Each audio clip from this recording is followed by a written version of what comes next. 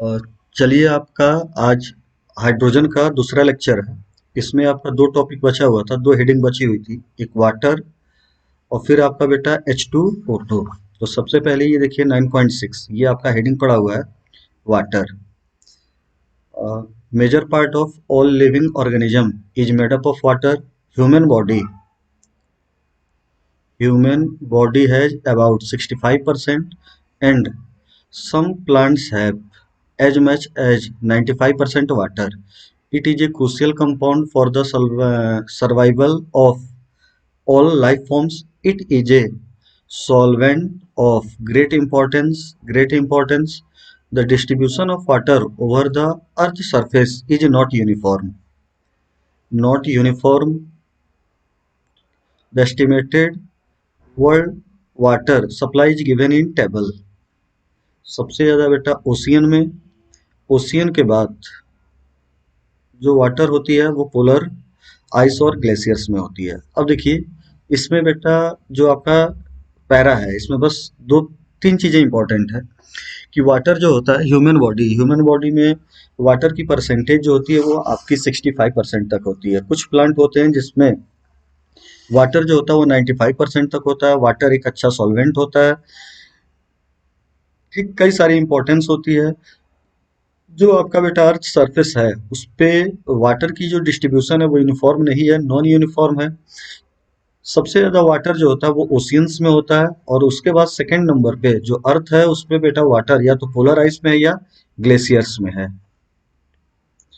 फिर आपका physical properties of water, अगला जो आपका पॉइंट है फिजिकल प्रॉपर्टी ऑफ वाटर। इसमें आइए तो water colourless and tasteless liquid होती है।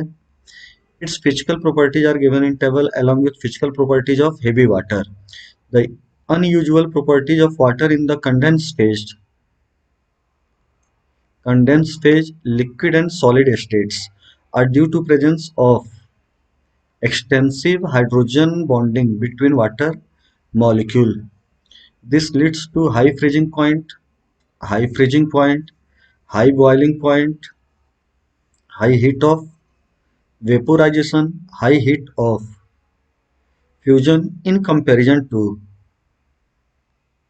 H2S and H2SC. In comparison to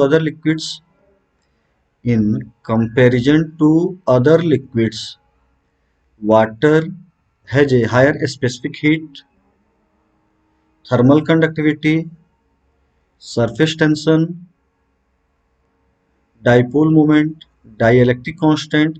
These properties allow water to play key role in the biosphere. अब देखिए ये जो आपका पैरा है इसमें बहुत ज्यादा कोई क्वेश्चन बनने वाला नहीं है। ठीक, सबसे पहला है कि वाटर जो होती है वो कलरलेस होती है, टेस्टलेस लिक्विड होती है। इस पैरा में वही आपका बस हो गया। फिर आपका जो कंडेंस फेज होता है, वाटर का जो कंडेंस फेज होता है मतलब जो लिक्विड होता है और जो सॉलिड फेज होता है उसमें बेटा वाटर कुछ अनयूजुअल प्रॉपर्टी शो करते हैं क्योंकि वाटर के बीच में एक्सेसिव हाइड्रोजन बॉन्डिंग पाई जाती है जिसके कारण जो वाटर से नीचे वाले नंबर होते हैं हाइड्रोजन सल्फाइड, सेलेनियम हाइड्राइड, इन सब के कंपैरिजन में वाटर की फ्रीजिंग पॉइंट, वाटर की बॉइलिंग पॉइंट, वाटर की हीट ऑफ वेपोराइजेशन, वाटर की हीट ऑफ फ्यूजन सब ज्यादा हो जाती है। ठीक, जितने भी बेटा लिक्विड होते हैं, जितने भी लिक्विड होते हैं उन सब लिक्विड में वाटर की specific heat, thermal conductivity, surface tension, dipole moment, dielectric constant ज्यादा होती है। अगले पे आइए, यहाँ पे अब ये इसमें कुछ चीजें इंपॉर्टेंट है। ये देखिए ये आपका बेटा नॉर्मल वाटर है और ये आपका हेवी वाटर है। नॉर्मल वाटर का बेटा मोलिकुलर मास आप देखिए तो मोलिकुलर मास कम है, हेवी वाटर का मोलिकुलर मास ज्यादा है। और आपका बेटा नॉर्मल वाटर की मेल्टिंग पॉइंट कम, हेवी वाटर की मेल्टिंग पॉइंट ज्यादा। नॉर्मल वाटर की बेटा बॉइलिंग पॉइंट कम, हेवी वाटर की बॉइलिंग पॉइंट ज्यादा। इंथैल्पी ऑफ फॉर्मेशन की बात करें तो नॉर्मल वाटर का कम, हेवी वाटर का ज्यादा। इंथैल्पी ऑफ वेपोराइजेशन की बात करें तो नॉर्मल वाटर का कम, हेवी वाटर का ज्यादा। Temperature of maximum density, normal water का कम, हेवी वाटर का ज्यादा। नॉर्मल वाटर की डेंसिटी कम, हेवी वाटर की थोड़ी सी ज्यादा होती है। नॉर्मल वाटर की डेंसिटी 1 ग्राम पर सीसी या एमएल होती है जबकि हेवी वाटर की बेटा जो डेंसिटी होती है 1.1 ग्राम पर एमएल के आसपास होती है। विस्कोसिटी की बात करें तो बेटा नॉर्मल वाटर की विस्कोसिटी 0.8903 होती है। ठीक, विस्कोसिटी का ये देखिए एक, हाँ, ट्वाइस इन्होंने दिया हुआ है, शायद इन्होंने यूनिट दे दी हुई है ना। तो जो विस्कोसिटी होती है, विस्कोसिटी हेवी नॉर्मल वाटर की 0.8903 होती है, जबकि हेवी वाटर की 1.107 होती है, मतलब ज्यादा होती है।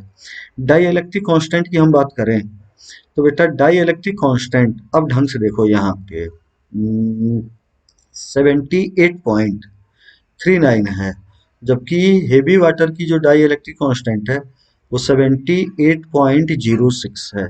इलेक्ट्रिकल कंडक्टिविटी के बारे में कुछ नहीं दिया हुआ है।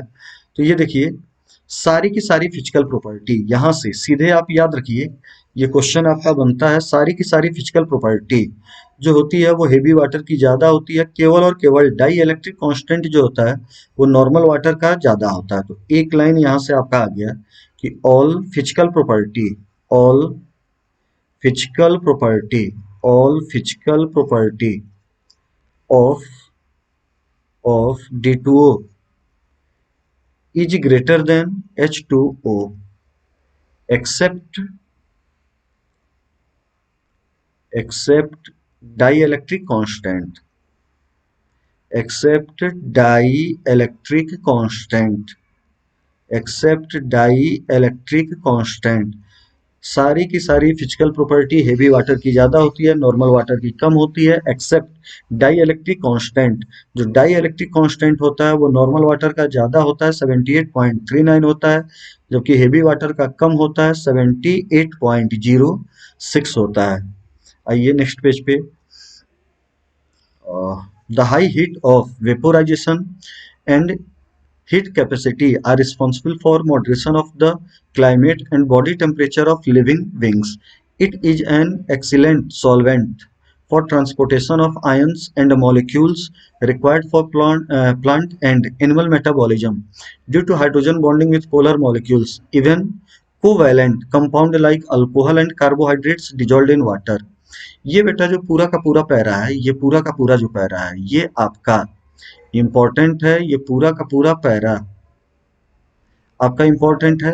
देखिए इसमें क्या क्या दिया हुआ है, the high heat of vaporization and heat capacity are responsible for moderation of the climate and the body temperature of living beings. बेटा जो क्लाइमेट में चेंज होता है या क्लाइमेट में जो मॉडरेशन होता है या जो बॉडी टेम्परेचर बेटा जो मॉडरेट होती है, मतलब बॉडी टेम्परेचर ना तो बहुत ज्यादा हमारे में घटती है ना बढ़ती है। आप जानते हो कि ह्यूमन बींग जो होता है वो बेटा एंडोथर्मल एनिमल्स होते हैं, मतलब होम्योथर्मल एनिमल्स होते हैं। इसका मतलब ये हुआ कि जो ह्यूमन बींग्स होते हैं उनकी बॉडी टेम्परेचर जो होती है वो बाहर के टेम्परेचर से इन्फ्लुएंस नहीं होती है, बाहर के टेम्परेचर के साथ चेंज नहीं होती है। ठीक ऐसे ही जो क्लाइमेट होता है उसमें बहुत ज्यादा चेंज नहीं होता है। क्यों? क्योंकि बेटा हमारे शरीर के अंदर वाटर होता है और वाटर जो होती है उसकी हीट ऑफ वेपोराइजेशन बहुत ज़्यादा होती है, वाटर की हीट कैपेसिटी बहुत ज़्यादा होती है, और हीट कैपेसिटी बहुत ज़्यादा होगी तो जिसकी हीट कैपेसिटी जितनी ज़्यादा होती है वो उतनी ज़्यादा बेटा एक तरीके से आप कहिए कि हीट या उतनी ज़्यादा कहिए कि कोल्ड, इन सबको क्या करता है अपने में एब्जॉर्ब कर लेता है। तो कहा जाता है बेटा, लोग कहते हैं कि आप गर्मी का दिन है तो गर्मी का दिन है तो आप बाहर कहीं पे जा रहे हो है ना, और बाहर का टेम्परेचर बहुत ज़्यादा है ना, हॉट क्लाइमेट है, आप बाहर निकल रहे हो, बहुत ज़्यादा गर्मी पड़ रही है तो आप भर पेट पानी पी के निकलिए। भर पेट पानी पी के निकलिएगा तो बेटा आपके जो अंदर का टेम्परेचर होगा है ना, वो या हमारा जो बॉडी टेम्परेचर होगा वो वाटर के हाई हीट कैपेसिटी के कारण बहुत ज़्यादा चेंज नहीं होगा। ऐसे ही बेटा बहुत ज़्यादा ठंड पड़ रही हो या ठंड का मौसम है, आप बाहर निकलिए तो आप पानी पी के निकलिए तो उसमें बेटा बहुत ज़्यादा आपको ठंड लगने की पॉसिबिलिटी नहीं होगी। तो ये दोनों काम हो, गर्मी बहुत ज़्यादा पड़ रही हो, ठंडी बहुत ज़्यादा पड़ रही हो, आप पानी लीजिए, वाटर जितना पी सकते हो आप पीजिए, आपका बेटा जो बॉडी टेम्परेचर होगा वो इन्फ्लुएंस नहीं होगा। अगला, it is an excellent solvent for transportation of ions and molecules required for plant and animal metabolism. अगला ये due to hydrogen bonding with polar molecules, due to hydrogen bonding with polar molecules, even covalent compound like alcohol and carbohydrates dissolved in water। ये देखिए जो alcohol होते हैं और जो carbohydrate होते हैं, जो अल्कोहल होते हैं और जो कार्बोहाइड्रेट होते हैं, वो बेटा आपके कोवैलेंट मॉलिक्यूल होते हैं, वाटर में इनसॉल्युबल नहीं होने चाहिए। फिर भी ये अल्कोहल, कार्बोहाइड्रेट, एमीन, एमीन भी एक ऐड कर लीजिएगा, एमाइंस, है ना, एमाइंस, ये सारे के सारे अल्कोहल, अल्कोहल, है ना, एमाइंस, एमाइंस, कार्बोहाइड्रेट, कार्बोहाइड्रेट, जो कि बेटा पोलर कोवैलेंट मॉलिक्यूल होते हैं, पोलर कोवैलेंट मॉलिक्यूल होते हैं, पोलर कोवैलेंट, कोवैलेंट मॉलिक्यूल होते हैं, पोलर कोवैलेंट मॉलिक्यूल होंगे। ये बेटा वाटर सॉल्युबल होते हैं, ये वाटर सॉल्युबल होते हैं, वाटर सॉल्युबल होते हैं due to hydrogen bonding, water soluble होंगे हाइड्रोजन बॉन्डिंग के कारण, हाइड्रोजन बॉन्डिंग के कारण। अब आगे आइए, स्ट्रक्चर ऑफ वाटर की बात करें। In the gaseous phase, water gas phase में लिक्विड और उसमें नहीं, गैस फेज में बेटा वाटर जो होता है वो बेंट मॉलिक्यूल होता है, बॉन्ड एंगल 104.5 डिग्री होता है, बॉन्ड लेंथ जो होती है ऑक्सीजन हाइड्रोजन के बीच में 95.7 पिकोमीटर होती है। इसको बेटा याद करने की आवश्यकता नहीं है, ठीक। ये देखिए वाटर बेंट हुआ, ये जो बॉन्ड एंगल हुआ 104.5 डिग्री हुआ। ये बेटा ये देखिए ये पोलर मॉलिक्यूल होता है, ये ब्रेक डाउन होगा तो H प्लस होगा, एक माइनस यहाँ पे, ये बॉन्ड आपका पोलराइज होगा तो प्लस होगा और ये एक माइनस होगा तो 2 माइनस होंगे, ठीक। ये देखिए इसका ऑर्बिटल ओवरलैप जो डायग्राम होता है वो ये होता है, बहुत ज्यादा इसकी इंपॉर्टेंस नहीं है। आगे आइए, in liquid phase, in the liquid phase water molecules are associated together by hydrogen bond. The crystalline, the crystalline form of water is ice, मतलब solid form of water is ice at the atmospheric pressure. Atmospheric pressure, ice crystallizes in the hexagonal form, but at very low temperature, it condenses to cubic form. Density of ice is less than that of water. Therefore, an ice cube floats on water. In winter season, ice formed on the surface of lake provides thermal insulation, which ensures the survival of the aquatic life. This fact is of great ecological importance. अगला point देखिए, तो इसमें दिया हुआ है कि जो water का जो क्रिस्टलाइन फॉर्म होता है वो आइस होता है, सही है। एटमॉस्फेरिक प्रेशर पे जो आइस होता है वो हेक्सागोनल फॉर्म में क्रिस्टलाइज होता है, लेकिन बहुत कम टेम्परेचर पे, लो टेम्परेचर पे बेटा जो आइस होता है, सॉरी जो वाटर होती है वो कंडेंस होती है क्यूबिक फॉर्म में। तो बेटा हाई एटमॉस्फेरिक प्रेशर पे आइस हेक्सागोनल फॉर्म में पाया जाता है, और बेटा लो टेम्परेचर पे आइस जो होता है वो किस फॉर्म में होता है, क्यूबिक फॉर्म में। आप जानते हो कि आइस की डेंसिटी कम होती है, वाटर की डेंसिटी ज्यादा होती है। पूरा का पूरा बेटा इसका ब्रीफ डिस्क्रिप्शन आपका दिया हुआ है केमिकल बॉन्डिंग में, है ना। In winter season ice formed on the surface of a lake provides thermal insulation which ensures the survival of the aquatic life. This fact is of great ecological importance. बेटा जहाँ पे आपकी बहुत ज्यादा ठंड होती है वहां पे आपकी एक्वेटिक लाइफ कैसे सर्वाइव करती है, तो वो बेटा जो एक्वेटिक लाइफ होती है, जो आइस क्यूब बनते हैं उनके नीचे होती है, और आइस क्यूब जो होता है वो बेटा बाहर वाले एटमॉस्फेयर के लिए इंसुलेटर की तरीके से बिहेव करता है, ठीक। फिर आपका अगला पॉइंट स्ट्रक्चर ऑफ आइस में आइए। Ice has a highly ordered 3 dimensional hydrogen bonded structure as shown in the figure. Examination of ice crystal with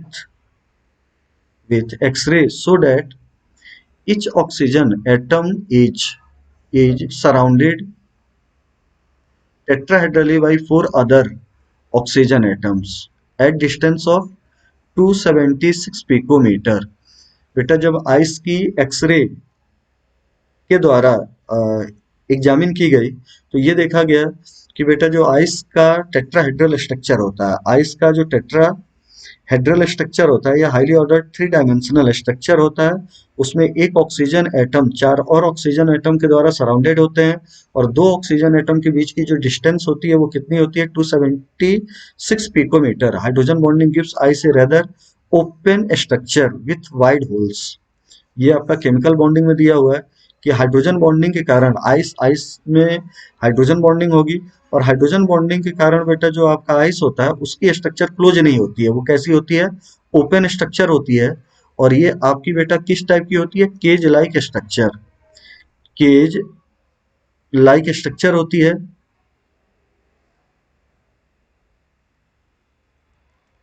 cage like ये आपकी स्ट्रक्चर होती है, केज लाइक स्ट्रक्चर होती है। These holes can hold some water molecules of appropriate size. आगे आइए, chemical properties of water. Water reacts with a large number of molecules. पहला, amphoteric natures. Amphoteric का मतलब होता है ऐसा स्पीसीज जो एसिड की भी तरीके से बिहेव करे, जो बेस की भी तरीके से बिहेव करे, एम्फोटेरिक होता है। आइए देखा जाए क्या लिखा हुआ है। It has the ability to act as acid as well as base. बेटा जो एसिड की भी तरीके से बिहेव करे, बेस की भी तरीके से बिहेव करे, उसका नेचर क्या होता है, एम्फोटेरिक। ठीक, in the Bronsted sense it act as an acid with ammonia and a base with H2S। अब ये देखिए पहली रिएक्शन, वाटर मॉलिक्यूल है और साथ में अमोनिया है।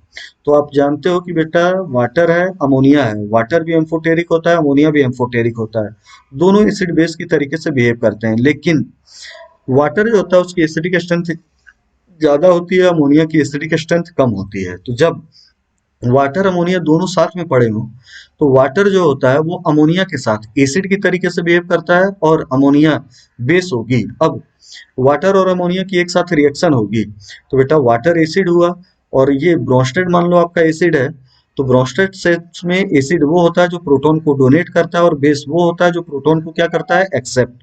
तो वाटर ने बेटा प्रोटॉन डोनेट किया और OH माइनस में चेंज हुआ, और अमोनिया ने उस प्रोटॉन को एक्सेप्ट किया और अमोनियम आयन में क्या हुआ, चेंज। तो ये आपका बेटा एसिड की तरीके से बिहेव कर रहा है, ये बेस की तरीके से बिहेव कर रहा है। वाटर एसिड है, उसने H प्लस डोनेट किया, तो ये बेटा कंजुगेट बेस होगा। ठीक, और अमोनिया बेस है, उसने H प्लस एक्सेप्ट किया, तो वो अमोनिया का क्या हो गया, कंजुगेट एसिड। अमोनिया का कंजुगेट एसिड, अमोनिया का कंजुगेट एसिड, वाटर का बेटा ये हो गया कंजुगेट बेस। अब वाटर और H2S में आइए, तो आप जानते हो कि वाटर एम्फोटेरिक होता है, जबकि H2S परफेक्टली जो होता है वो एसिड होता है। H2S एसिड है, उसकी एसिडिक स्ट्रेंथ ज्यादा होगी, वाटर की एसिडिक स्ट्रेंथ कम होगी। अब इस रिएक्शन में बेटा जो वाटर होगा वो बेस की तरीके से बिहेव करेगा, और H2S एसिड की तरीके से बिहेव करेगा।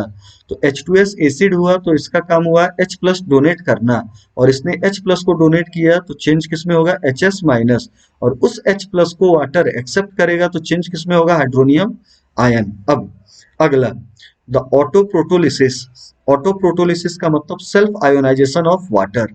ठीक, अब ये देखिए दो वाटर के मॉलिक्यूल हैं, जब दो वाटर हैं तो इनमें से किसी को भी आप एसिड मानिए, किसी को भी बेस मानिए। तो मान लो हमने बेटा इसको एसिड माना, इसको बेस माना, वाटर एसिड हुआ, तो एसिड का काम होता है H प्लस निकालना।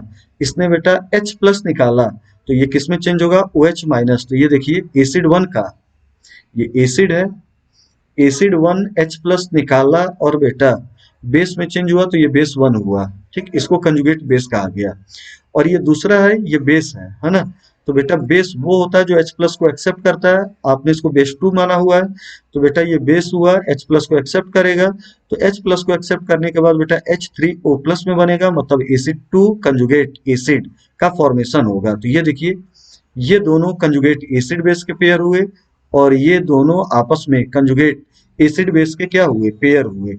अब वाटर की बेटा दूसरी रिएक्शन हेडिंग पड़ी हुई है, redox redox reaction involving water। ठीक, water can be easily reduced to dihydrogen by highly electropositive metals. देखिए यहाँ पे वाटर की रिएक्शन बहुत ज्यादा इलेक्ट्रोपॉजिटिव, हाई इलेक्ट्रोपॉजिटिव मेटल के साथ हो रहा है। तो क्या हो रहा है कि यहाँ पे बेटा आपका वाटर हुआ है, इसमें H प्लस होगा और OH माइनस होगा। और ये जब सोडियम के साथ रिएक्शन करेगा तो सोडियम जो होता है वो इलेक्ट्रोकेमिकल सीरीज में हाइड्रोजन से ऊपर होता है, तो इसकी ऑक्सीडाइज होने की टेंडेंसी ज्यादा होगी। तो ये ऑक्सीडाइज होगा, Na प्लस बनाएगा, OH माइनस के साथ रिएक्ट करेगा, NOH बनाएगा, और H प्लस के रिड्यूस होने की टेंडेंसी ज्यादा होगी, नीचे हुआ तो बेटा H प्लस रिड्यूस हुआ और हाइड्रोजन गैस का क्या किया, फॉर्मेशन। इसका मतलब हुआ कि वाटर डाईहाइड्रोजन का अच्छा सोर्स होता है। फिर से ये रिएक्शन देख लीजिए, वाटर की जब हाई इलेक्ट्रोपॉजिटिव मेटल मतलब एस ब्लॉक मेटल के साथ रिएक्शन होगी तो मेटल हाइड्रोक्साइड बनेगा plus hydrogen gas. Hydrogen gas evolve होगा, मतलब हाइड्रोजन गैस बनाने का ये भी एक तरीका हुआ। अगला यहाँ पे रिएक्शन देखिए, water is oxidise to oxygen during photosynthesis. Photosynthesis के समय जो बेटा वाटर होता है वो किस में ऑक्सीडाइज होता है, O2 में। तो फोटोसिंथेसिस में कार्बन डाइऑक्साइड होती है, वाटर होती है, दोनों का रिएक्शन होता है, ग्लूकोज का फॉर्मेशन होता है प्लस वाटर का फॉर्मेशन होता है प्लस ऑक्सीजन का क्या होता है, फॉर्मेशन। ठीक, यहाँ पे फर्दर देख लीजिए, जब फोटोसिंथेसिस होगी तो वाटर जो होगा वो किस में ऑक्सीडाइज होगा, O2 में होगा। अब अगला, with fluorine also it is oxidise to O2। ये देखिए वाटर है और ये फ्लोरीन है, तो बेटा फ्लोरीन की ऑक्सीडाइज होने की टेंडेंसी ज्यादा होती है, सॉरी फ्लोरीन की खुद की रिड्यूस होने की टेंडेंसी ज्यादा होती है। तो फ्लोरीन क्या करेगा कि वाटर के H के साथ रिएक्ट करेगा और HF बनाएगा, और यहाँ से बेटा ऑक्सीजन गैस आपकी क्या हो जाएगी, निकल जाएगी। तो ये आपकी रिएक्शन हुई। इसके बाद हाइड्रोलिसिस रिएक्शन, ढंग से देखिए, हाइड्रोलिसिस का मतलब होता है ब्रेकडाउन। वाटर की सहायता से किसी भी चीज को तोड़िए तो उसको कहा जाता है hydrolysis. Due to high dielectric constant, high dielectric constant it is very strong hydrating tendency. ठीक, वाटर की डाइइलेक्ट्रिक कांस्टेंट की वैल्यू बहुत ज्यादा होती है, लगभग आपका बेटा वाटर की डाइइलेक्ट्रिक कांस्टेंट की वैल्यू 80 81 80 के आसपास होती है। तो ये क्या करता है कि किसी भी बेटा बॉन्ड को आसानी से ब्रेक करता है और हाइड्रेशन करता है। It dissolves many ionic compound, however certain covalent and some ionic compound are hydrolysed in water. एक चीज और देखिए, दो टर्म आया है, एक होता है बेटा हाइड्रोलिसिस, हाइड्रोलिसिस हाइड्रोलिसिस है ना, और दूसरा टर्म होता है हाइड्रेशन। हाइड्रेशन, हाइड्रोलिसिस अगर strong acid plus strong base, strong acid plus strong base का सॉल्ट हुआ तो उसकी हाइड्रोलिसिस नहीं होगी, क्या होगा, hydration. Strong acid plus strong base का जो सॉल्ट होता है उसकी हाइड्रोलिसिस नहीं होती है, क्या होता है, हाइड्रेशन होता है। जैसे NaCl की हाइड्रोलिसिस नहीं होगी, NaCl का क्या होगा, हाइड्रेशन होगा। NaCl की हाइड्रोलिसिस नहीं होगी, NaCl का क्या होगा, हाइड्रेशन होगा। अब हाइड्रेशन का बेटा मतलब क्या हुआ, हाइड्रेशन का मतलब क्या हुआ, तो ये देखिए NaCl बना तो Na और Cl के बीच में आयनिक बॉन्ड होता है। जब हम इसको वाटर के अंदर डालेंगे तो वाटर अपने हाई डाइइलेक्ट्रिक कांस्टेंट, मान लीजिए इसका डाइइलेक्ट्रिक कांस्टेंट वाटर का 80 है, तो बेटा इस Na और Cl के बीच में ये जो फोर्स ऑफ अट्रैक्शन है, उस फोर्स ऑफ अट्रैक्शन को वाटर अपने डाइइलेक्ट्रिक कांस्टेंट 80 टाइम्स डिक्रीज कर देगा, 80 टाइम्स क्या कर देगा, डिक्रीज कर देगा। और जब बेटा ये फोर्स ऑफ अट्रैक्शन कम होगा तो ये दोनों पार्टिकल दूर दूर जाएंगे, Na प्लस होगा, Cl माइनस होगा। इस आयन के चारों ओर पानी के मॉलिक्यूल इकट्ठा होंगे, इसके चारों ओर पानी के मॉलिक्यूल इकट्ठा होंगे, और उसी फिनोमिना का नाम क्या हो जाएगा, हाइड्रेशन। ठीक, यहाँ पे देखिए P4O10 की बेटा हाइड्रोलिसिस हुई तो फॉस्फोरिक एसिड का फॉर्मेशन होगा।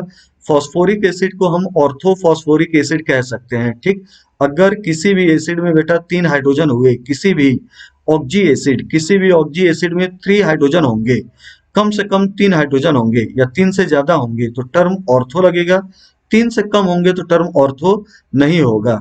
ठीक, SiCl4 इसकी हाइड्रोलिसिस हुई तो बेटा ये देखिए SiCl4 इसकी हाइड्रोलिसिस हुई, SiCl4 इसकी हाइड्रोलिसिस होगी तो आपका होगा क्या कि SiOH का होल 4 बनेगा प्लस 4 मॉलिक्यूल्स ऑफ HCl का क्या होगा फॉर्मेशन। तो ये HCl बना। अब ये जो SiOH4 होता है ये वाटर एलिमिनेट करेगा और SiO2 सॉलिड सिलिका का क्या कर लेगा फॉर्मेशन। तो SiCl4 की हाइड्रोलिसिस हो तो बेटा सिलिसिलिक एसिड बनता है प्लस HCl बनता है। सिलिसिलिक एसिड न दिया होगा तो आंसर दिया होगा कि SiO2 सॉलिड प्लस HCl का क्या होता है फॉर्मेशन। अगला ये कोई भी आपका N-3 है, ये नाइट्राइड है। ठीक, नाइट्राइड की बेटा वाटर के साथ रिएक्शन हुई तो ये देखिए अमोनिया बनेगा प्लस OH माइनस का क्या होगा फॉर्मेशन होगा हाइड्रेट फॉर्मेशन। इसमें आइए from aqueous solution many salts can be crystallized as hydrate salt. Such an association of water is of different side. ठीक, from aqueous solution many salts can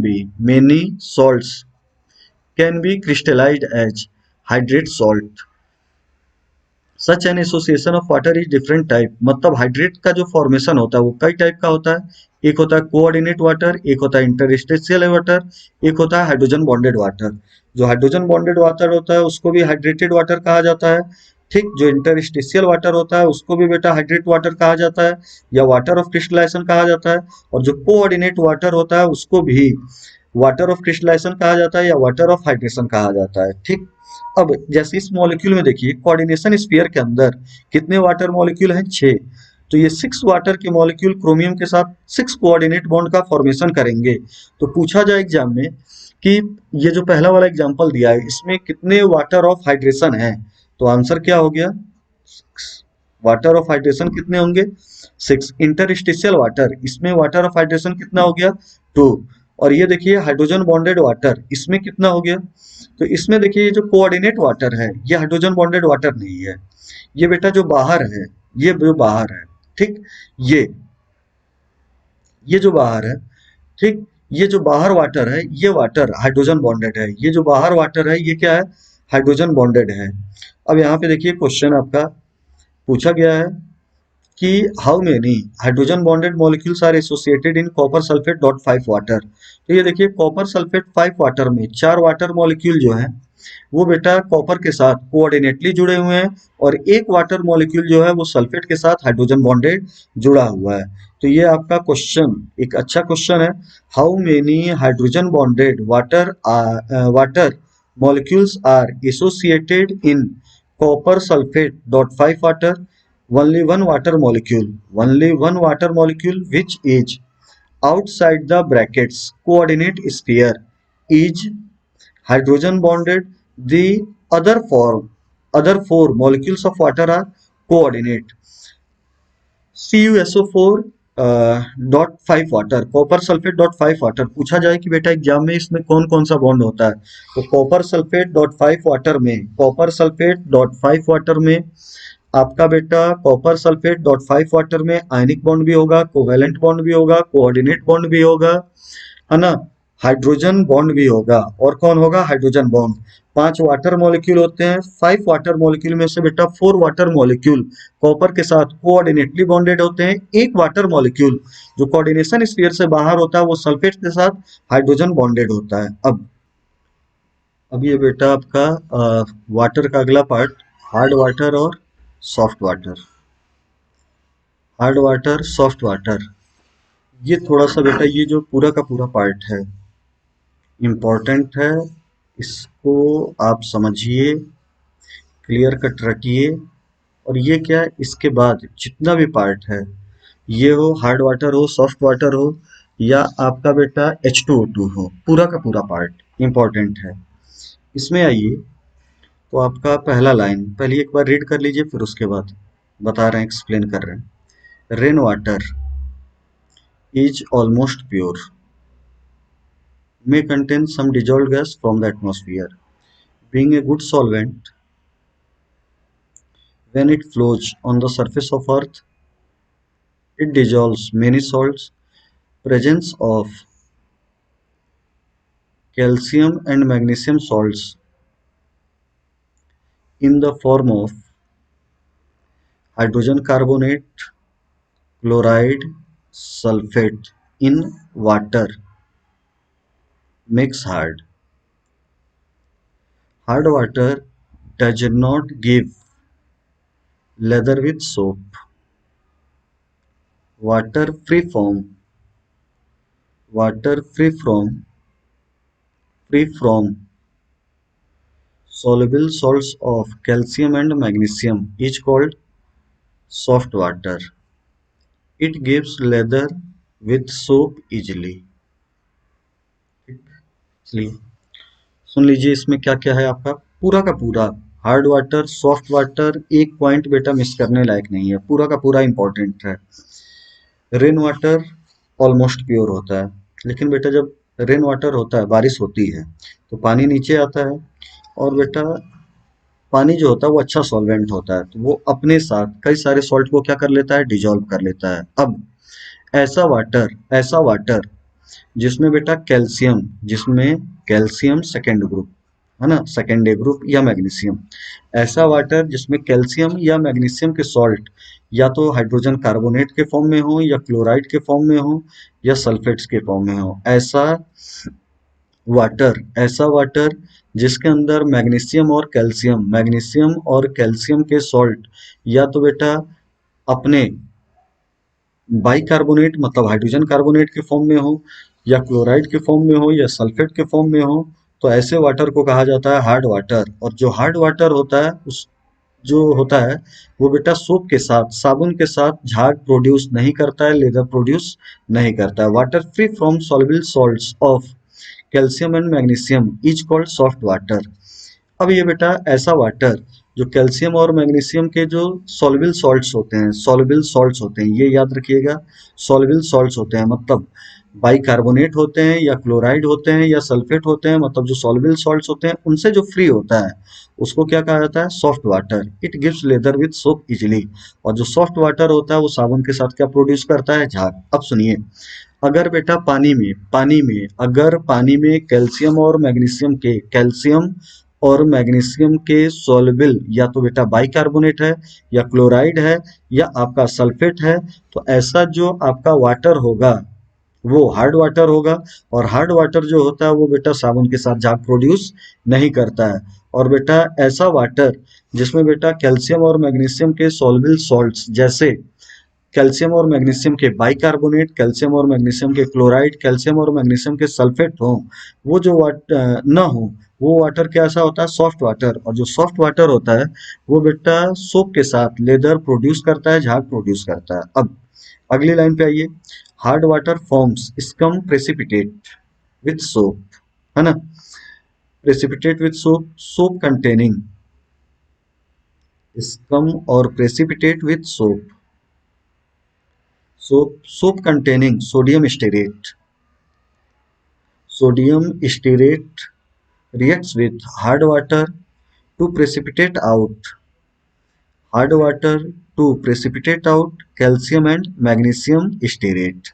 अब ये देखो, ये आपका बेटा साबुन है C17H35COONA, ये साबुन का फार्मूला होता है, सोप का फार्मूला होता है, ठीक।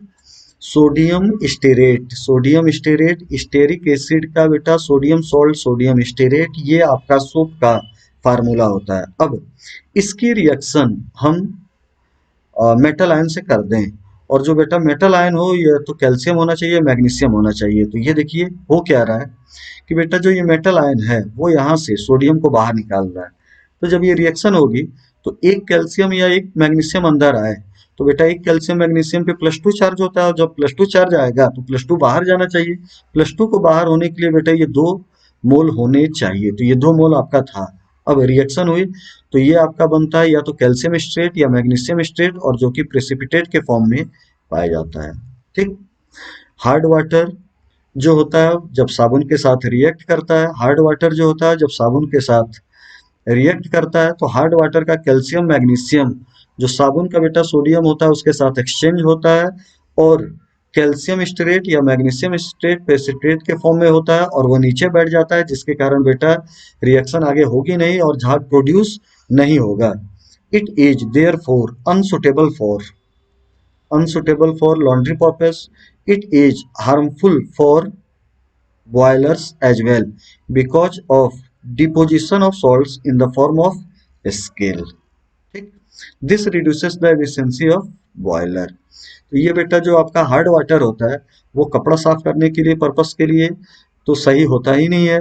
जो बॉयलर्स होते हैं उनके लिए भी सही नहीं होता है, क्योंकि जब बेटा आपका हार्ड वाटर होगा और हार्ड वाटर जो होगा तो उसमें बेटा आपका जो चूना होगा, कैल्शियम वगैरह जो होगा वो स्केल के फॉर्म में नीचे बैठ जाएगा, जिसके कारण जो बॉयलर होता है उसकी एफिशिएंसी क्या होगी, घट जाएगी। ठीक, अब ये जो हार्डनेस होता है, वाटर की जो हार्डनेस होती है वो दो टाइप की होती है। एक होता है टेम्परेरी हार्डनेस और एक क्या होता है, परमानेंट हार्डनेस। एक हुआ टेम्परेरी हार्डनेस और दूसरा क्या हुआ, परमानेंट हार्डनेस।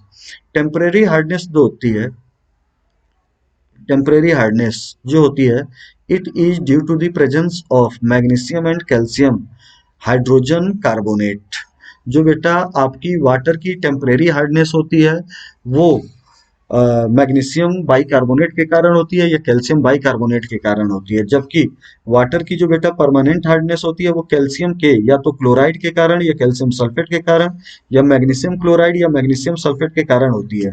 कैल्शियम मैग्नीशियम के बाइकार्बोनेट के कारण टेम्परेरी हार्डनेस होता है, जबकि कैल्शियम और बॉइलिंग कैल्शियम और मैग्नीशियम के या तो क्लोराइड या सल्फेट हो तो वो जो हार्डनेस प्रोड्यूस करेंगे उनको कहा जाएगा परमानेंट हार्डनेस। अब जो बेटा टेम्परेरी हार्डनेस है इसको हटाने का दो तरीका होता है। टेम्परेरी हार्डनेस को रिमूव करने का दो तरीका होता है, या तो आप पानी को गर्म कर दीजिए या बेटा क्लार्क मेथड का यूज कीजिए। अब देखिए पानी को आप गर्म करोगे तो क्या होगा, during boiling, during boiling the soluble magnesium bicarbonate is converted into insoluble magnesium hydroxide and calcium bicarbonate is changes into insoluble calcium carbonate.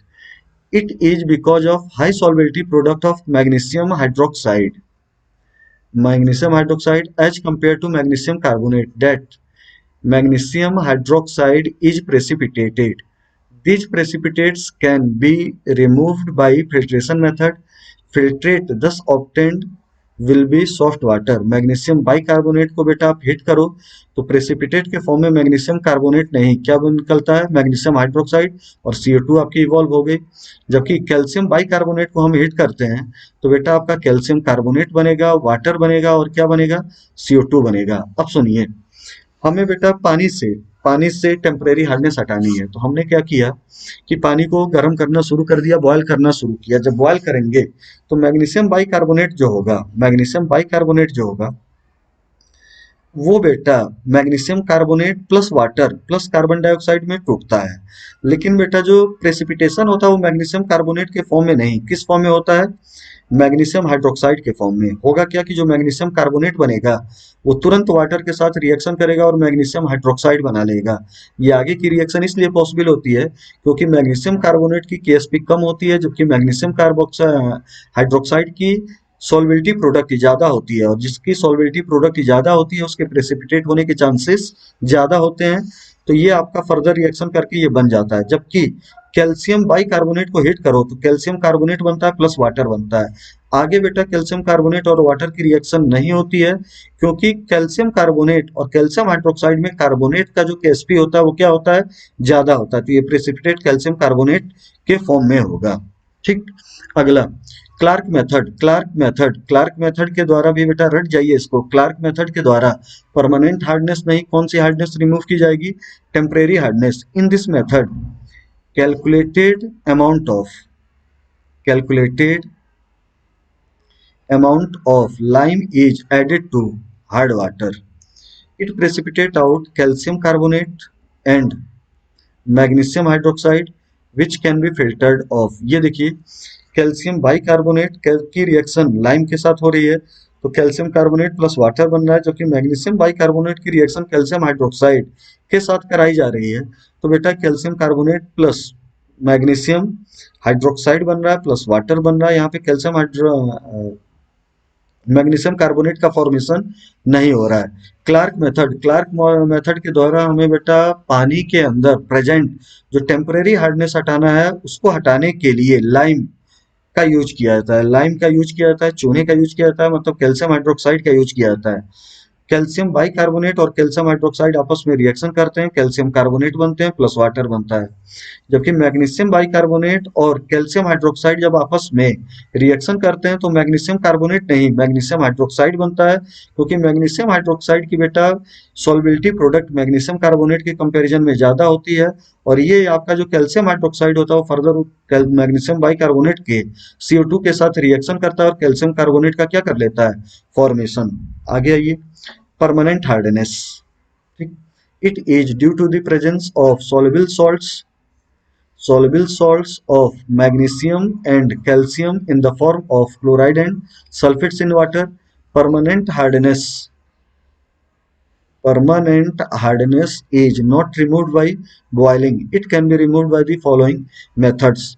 जो वाटर के अंदर परमानेंट हार्डनेस होती है, परमानेंट हार्डनेस जो होती है वो मैग्नीशियम कैल्शियम के सॉल्युबल सॉल्ट जो या तो बेटा क्लोराइड के फॉर्म में होते हैं या जो सल्फेट के फॉर्म में होते हैं उसके कारण होती है। परमानेंट हार्डनेस को बेटा हम हीट करके बॉयल करके नहीं रिमूव कर सकते हैं। अब इसको रिमूव करने के लिए हम जो आपका बेटा हार्ड वाटर होता है जिसमें परमानेंट हार्डनेस होती है, जो कि कैल्शियम और मैग्नीशियम के बेटा या तो क्लोराइड के कारण होती है या सल्फेट के कारण होती है, उसको हम वॉशिंग सोडा के साथ ट्रीट करते हैं। वॉशिंग सोडा के साथ ट्रीट करते हैं मतलब सोडियम कार्बोनेट के साथ ट्रीट करते हैं। तो जब washing soda reacts with calcium and magnesium chloride and sulphates in hard water to form carbonate insoluble carbonate, ये देखिए जब बेटा मेटल मतलब मैग्नीशियम कैल्शियम क्लोराइड है या मैग्नीशियम कैल्शियम सल्फेट है, उसकी जब हम वॉशिंग सोडा सोडियम कार्बोनेट के साथ रिएक्शन करते हैं तो इनसॉल्युबल मेटल कार्बोनेट का फॉर्मेशन होता है जो प्रेसिपिटेट के फॉर्म में बैठ जाता है। फिर हम उसको फिल्टर करके बाहर निकाल लेंगे, मतलब हार्डनेस क्या हो जाएगी, रिमूव हो जाएगी। परमानेंट हार्डनेस बेटा रिमूव करने का जो दूसरा तरीका होता है उस मेथड का नाम होता है कैलगॉन्स मेथड। कैलगॉन्स मेथड, कैलगॉन्स में कैलगॉन होता क्या है, सोडियम हेक्सा मेटाफॉस्फेट। कैलगॉन होता क्या है, सोडियम हेक्सा मेटाफॉस्फेट Na6P6O18। फार्मूला रट जाइएगा, ये बेटा पूछा जाता है कि कैलगॉन होगा क्या, Na6P6O18 commercially called Calgon. When added to hard water the following reaction takes place. आगे आइए, ये देखिए आपका बेटा कैलगॉन हुआ सोडियम हेक्सा मेटाफॉस्फेट, इसकी जब रिएक्शन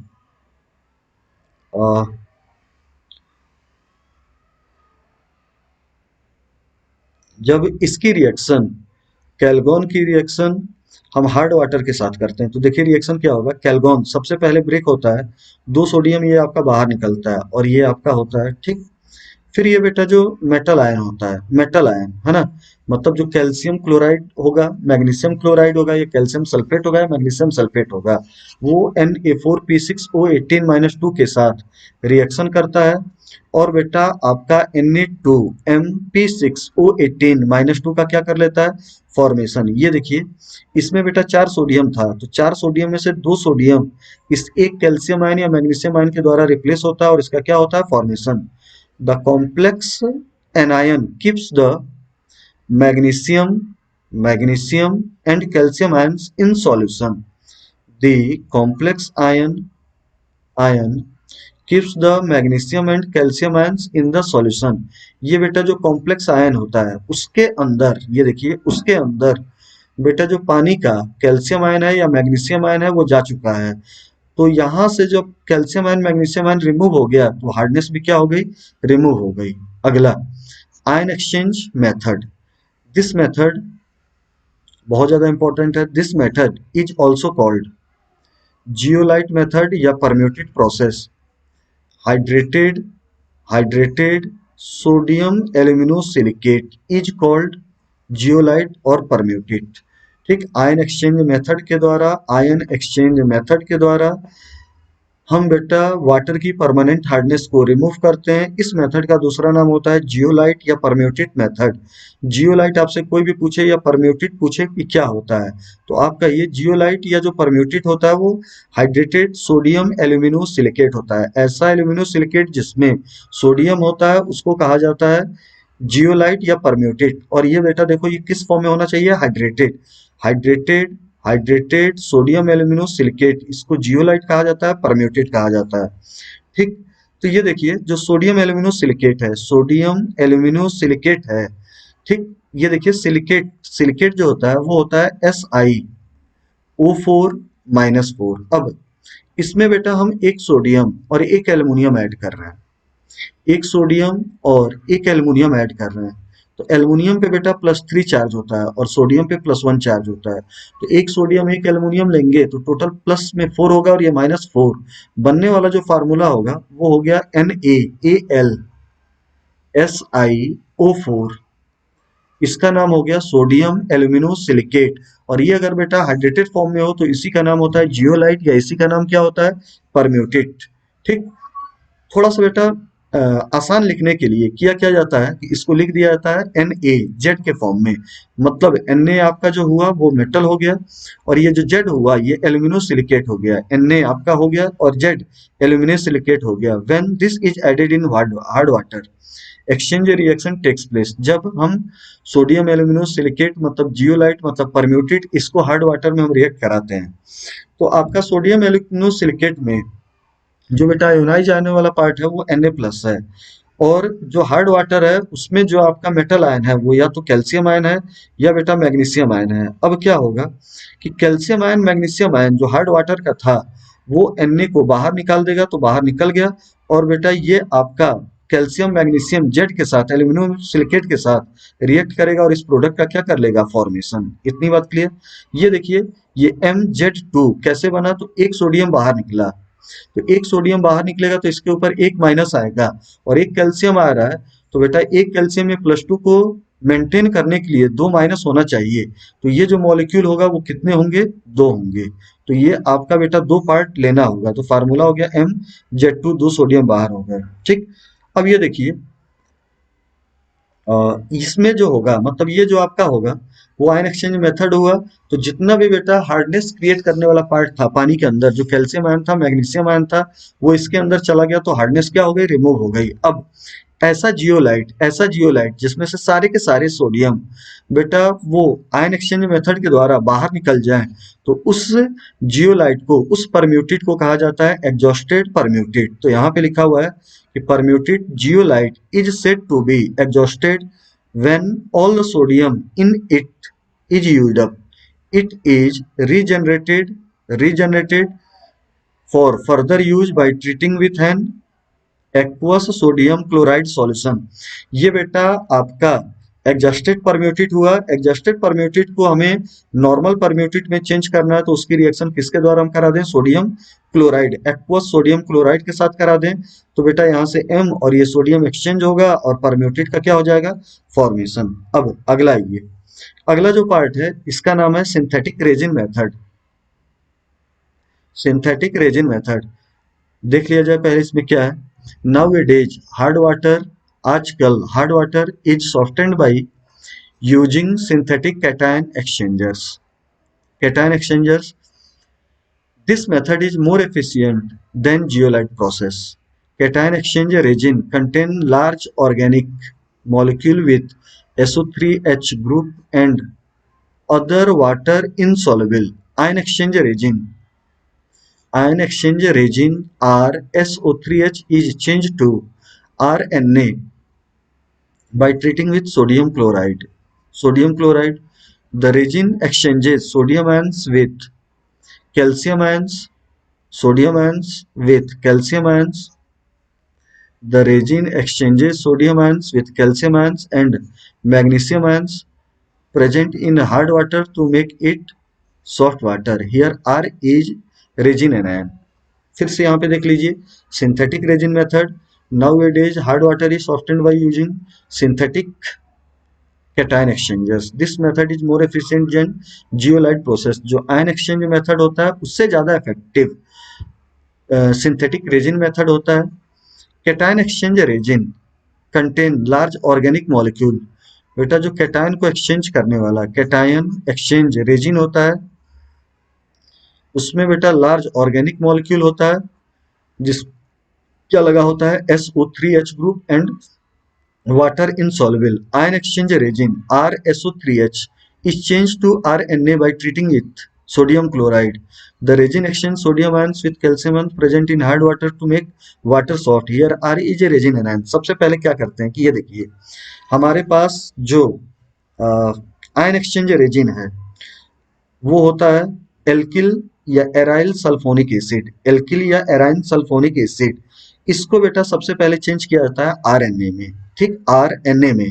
और जब ये आरएनए में चेंज होता है तो ये आरएनए वाटर के कैल्शियम आयन और मैग्नीशियम आयन के साथ एक्सचेंज करता है और ये बनाता है प्लस ये होता है। इसका मतलब पानी से कैल्शियम आयन बाहर और मैग्नीशियम आयन बाहर निकल गया और जो हार्ड वाटर थी वो किसमें चेंज हो गई, soft water. The resin can be regenerated by adding aqueous sodium chloride solution. ये जो रेजिन है उसको फिर से रीजनरेट करना है तो हम किसके साथ रिएक्शन करा दें, aqueous sodium chloride, pure demineralised deionised water free from all soluble mineral salts. All soluble mineral salts is obtained by passing water successively through a cation exchange in the H plus form and anion exchange in the form of OH minus form। RH हुआ, ठीक, M+2 हुआ तो Mr2 plus 2H plus। In this cation exchange process, H plus exchanges for sodium plus, calcium plus, magnesium plus 2 and other cations present in water. This process results in proton release and thus makes water acidic. Water acidic. In the anion exchange process, RnH2 plus water, तो ये आपका हो गया RnH3 plus OH minus, RnH3 plus OH minus X minus, तो ये हो गया RnH3 और X minus और यहाँ पे क्या आ गया OH minus। OH minus exchanges for anions like chloride, bicarbonate, sulfate present in water। OH minus thus liberated neutralizes the H plus ion set free in the cation exchange। H plus OH आपस में react करेंगे, water का क्या होगा formation. The exhausted cation and anion exchange resin beds are regenerated by treated with dilute acid alkali solution respectively. अब ढंग से देखिए इसमें क्या क्या है। Synthetic resin method, synthetic resin method जो होता है, रेजिन का मतलब होता है high molecular weight organic compound. Zeolite exchange method के कंपैरिजन में जो सिंथेटिक रेजिन मेथड होता है वो अच्छा होता है ना। अब इसमें होता क्या है कि जो आपकी कैटायन एक्सचेंजर होती है वो RSO3H होती है। सबसे पहले RSO3H को बेटा चेंज किस में किया जाता है, RNA, और फिर ये RNA जो होता है वो हार्ड वाटर के कैल्शियम आयन मैग्नीशियम आयन के साथ रिएक्शन करता है, एक्सचेंज होता है। मतलब कैल्शियम आयन मैग्नीशियम आयन को बेटा पानी से बाहर निकाल लेता है और वाटर को क्या कर देता है, सॉफ्ट कर देता है। अगर हमें फिर से बेटा RNA को जनरेट करना है, रेजिन को जनरेट करना है, तो उसकी एक्वस NaCl के साथ क्या करानी पड़ेगी, रिएक्शन करानी पड़ेगी। अब एक दूसरा पॉइंट, जैसे बेटा जियोलाइट होता है वो केवल और केवल कैटायन को बाहर निकाल पाता है, मतलब कैल्शियम आयन मैग्नीशियम आयन को, है ना। एग्जाम में क्वेश्चन पूछा जाए कि क्यों जो सिंथेटिक रेजिन मेथड होता है ये जियोलाइट के कंपैरिजन में अच्छा माना जाता है, बहुत अच्छा होता है। तो बेटा जो आपकी जियोलाइट मेथड होती है वो केवल कैटायन मतलब पानी के अंदर जो कैल्शियम आयन मैग्नीशियम आयन होता है उसी को बाहर निकाल पाता है। लेकिन जो सिंथेटिक रेजिन मेथड होता है वो पानी में किसी भी टाइप का आयन हो, वो बेटा कोई भी कैटायन हो कोई भी एनायन हो, सबको बाहर निकाल सकता है। मतलब प्योर डीमिनरलाइट डीआयोनाइड वाटर का क्या कर सकता है, फॉर्मेशन। मतलब जितने भी टाइप के आयन होते हैं, जितने भी टाइप के सॉल्ट होते हैं, उनको वाटर को क्या कर सकता है, फ्री कर सकता है। अब हमें बेटा किसको बाहर निकालना है, कैटायन को। तो कैटायन को बाहर निकालना है तो यूज कीजिए RH का। तो होगा क्या कि ये R यहाँ से बेटा कैल्शियम के साथ रिएक्शन करेगा और H प्लस को क्या कर देगा, फ्री कर देगा, जिसके कारण जो बेटा पानी होगा वो आपका एसिडिक हो जाएगा। ये M कोई भी आयन हो सकता है, कैटायन हो सकता है, कोई भी कैटायन हो सकता है, sodium ion, calcium ion, magnesium ion जो भी होगा उसको बाहर निकालेगा। अब पानी में बेटा जो एनायन बाहर निकालना है तो उसके लिए हमें RH का नहीं RnH2 का यूज करना होगा। तो जब RnH2 को हम पानी में डालेंगे तो होगा क्या कि बेटा वाटर के साथ रिएक्शन करेगा, RnH3 प्लस OH माइनस का फॉर्मेशन करेगा और बेटा पानी में जो भी एनायन होगा वो RnH3 OH माइनस के साथ OH माइनस के साथ एक्सचेंज होगा, ठीक। मतलब RnH3 प्लस X माइनस बनेगा और OH माइनस बनेगा। ये OH माइनस कुछ भी हो सकता है, जैसे क्लोराइड हो सकता है, बाइकार्बोनेट हो सकता है, सल्फेट हो सकता है, कुछ भी हो सकता है। अब इससे पहले RH के द्वारा जो हम कैटायन को बाहर निकाल रहे थे उसमें H प्लस बन रहा था और इसमें OH माइनस बन रहा था, दोनों आपस में रिएक्ट करेगा और वाटर का क्या हो जाएगा, फॉर्मेशन। ठीक। अब अगला, इसमें बेटा हेडिंग है हाइड्रोजन पर ऑक्साइड H2O2। हाइड्रोजन पर oxide is an important chemical use in pollution control, treatment of domestic and industrial effluents. ठीक। एक बेटा ये पॉइंट हो गया simple, use in pollution control, treatment of domestic and industrial effluents. अब preparation की हम बात करें तो it can be prepared by the following method. H2O2, सबसे पहले acidifying barium peroxide, acidifying barium peroxide and removing excess water by evaporation under reduced pressure gives hydrogen peroxide। हमें H2O2 बनाना है तो H2O2 बनाने के लिए हमने क्या किया कि एसिडिफाइड एसिडिफाइड बेरियम peroxide लिया, acidified barium peroxide BaO2 dot 8 water acidified barium peroxide लिया। जब दोनों की एसिड और बेरियम पर ऑक्साइड की रिएक्शन होगी तो बेरियम सल्फेट बनेगा प्लस H2O2 बनेगा, फिर आपका क्या बनेगा, वाटर बनेगा। ये बेटा सॉलिड है तो ये सॉलिड है तो आपका प्रेसिपिटेट के फॉर्म में बैठ जाएगा, ये लिक्विड है तो आपने बेटा हाई प्रेशर अप्लाइड किया, रिड्यूस्ड प्रेशर पे आप इसको क्या कर दीजिए, प्रेशर को रिड्यूस कर दीजिए तो ये इवेपोरेट हो जाएगा। अब आपका केवल और केवल क्या बच जाएगा, H2O2। H2O2 बनाने का ये तरीका हुआ कि आप बेरियम पेरोक्साइड लीजिए इन प्रेजेंस ऑफ एसिड, दोनों की रिएक्शन होगी तो बेरियम सल्फेट बनेगा, H2O2 बनेगा प्लस 8 वाटर का फॉर्मेशन होगा। वाटर जो होता है उस पर लो प्रेशर का एप्लीकेशन कीजिए तो वाटर जो होगा इवेपोरेट होकर बाहर निकल जाएगा, बेरियम सल्फेट सॉलिड है वो प्रेसिपिटेट हो जाएगा, H2O2 का फॉर्मेशन होगा।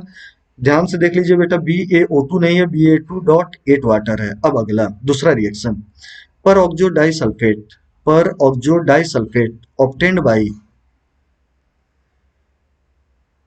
electrolytic oxidation of acidified sulfate solution at high current density on hydrolysis yields hydrogen peroxide। अब इसमें देखिए ये क्या कह रहा है, एसिडिफाइड सल्फेट सॉल्यूशन। ठीक, तो ये है एसिडिफाइड सल्फेट सॉल्यूशन HSO4-1, ये एसिडिफाइड सल्फेट सॉल्यूशन है।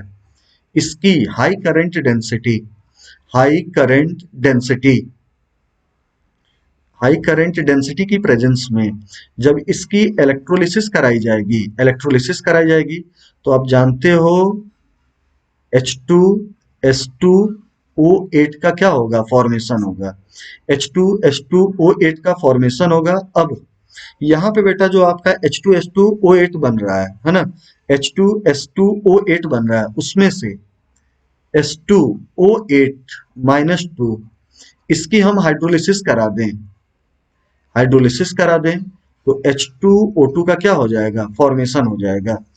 ठीक, आगे यहाँ पे देखिए लिखा हुआ है कि this method is now used for laboratory preparation of D2O2।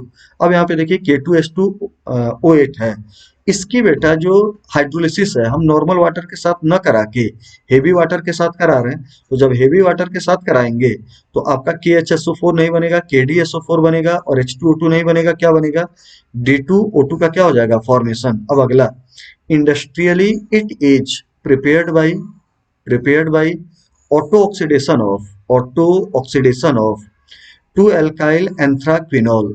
यहाँ पे बेटा ये देखिए क्विनॉल मतलब हाइड्रोक्सी ग्रुप होगा। तो इंडस्ट्री में हमें H2O2 बनाना है तो इंडस्ट्री में H2O2 बनाना है, लार्ज स्केल पे H2O2 बनाना है तो कुछ नहीं करना है, हमें 2 एल्काइल एंथ्राक्विनोल लेना है और 2 एल्काइल एंथ्राक्विनोल की अपने आप बेटा ऑक्सीडेशन होगी तो OH में से HH बाहर निकलेगा तो H2 का क्या हो जाएगा, फॉर्मेशन। और बेटा जो ऑक्सीडेशन के लिए O2 लिया हुआ दोनों रिएक्ट करेंगे और H2O2 का क्या होगा, फॉर्मेशन। तो ये देखिए यहाँ पे रिएक्शन दिया हुआ है कि हमारे पास 2 एथाइल एंथ्राक्विनोल है, क्विनोल का मतलब OH है और जब इसकी ऑक्सीडेशन होगी तो बेटा ये जो 2 एथाइल एंथ्राक्विनोल होगा वो एंथ्राक्विनोन में चेंज होगा, जो ऑक्सीडाइज प्रोडक्ट बनेगा वो 2 ethyl ethyl anthraquinone 2 ethyl anthraquinone quinone का फॉर्मेशन करेगा और बेटा H2O2 का क्या करेगा, फॉर्मेशन करेगा। In this case 1% H2O2 is formed, it is extracted with water and concentrated to 30% by mass, 30% by mass by distillation under reduced pressure. It can be further concentrated to 85% by careful distillation under low pressure। ठीक, low pressure. सबसे पहले बेटा जो H2O2 बनता है to industry में 2 ethyl एंथ्राक्विनोल की oxidation की सहायता से जो H2O2 बनता है वो केवल और केवल 1% H2O2 होता है। इसका हम रिड्यूस्ड प्रेशर की प्रेजेंस में डिस्टिलेशन कराएं तो 30% H2O2 का फॉर्मेशन होता है। ठीक, फिर बेटा हम और ध्यान देके डिस्टिलेशन कराएं रिड्यूस्ड प्रेशर की प्रेजेंस में तो 85% H2O2 का क्या होता है, फॉर्मेशन। जो बेटा बचा हुआ पानी होता है, ठीक, can be frozen out to, ये फालतू का पॉइंट है, हटाइए। अब H2O2 की फिजिकल प्रॉपर्टी पे आइए। In the pure state H2O2 is an almost colourless very pale blue liquid. Its important physical properties are given in table 9.4. H2O2 is miscible with water in all proportion and forms a hydrate H2O2 dot single water. A 30% solution of H2O2 is marketed as 100 volume hydrogen peroxide. It means that 1 liter or 1 ml of 30% H2O2 solution will give 100 ml of oxygen at STP. Commercially marketed sample is 10 volume, which means that the sample contains 3% H2O2। ठीक, ढंग से सुनिएगा, ये आपका बेटा important है, important है। ठीक, सबसे पहले H2O2 जो होता है प्योर स्टेट में बेटा आपकी कलरलेस होती है, या आप कह लीजिए कि पेल ब्लू कलर की लिक्विड होती है। ठीक, H2O2 जो होता है किसी भी प्रोपोर्शन में वाटर के साथ मिक्सअप होता है और हाइड्रेट फॉर्मेशन करता है। हाइड्रेट का फार्मूला क्या होता है, H2O2 डॉट सिंगल वाटर। अब यहाँ पे देखिए H2O2 की स्ट्रेंथ क्या होगी, H2O2 की स्ट्रेंथ क्या होगी, तो बेटा मेनली इसकी स्ट्रेंथ को एक्सप्लेन करने के लिए वॉल्यूम स्ट्रेंथ टर्म का यूज किया जाता है।